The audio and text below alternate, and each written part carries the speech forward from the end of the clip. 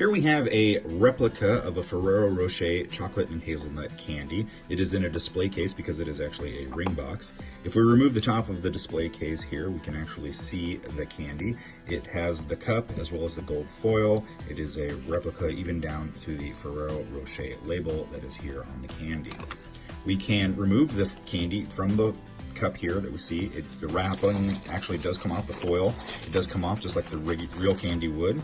And inside we have a hazelnut and chocolate replica candy. Now the cool thing about this one is that we can place this back inside the cup.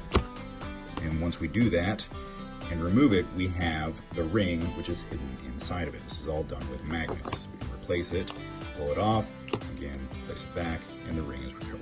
So there we have a Ferrero Rocher custom engagement ring box replica by Pape Designs.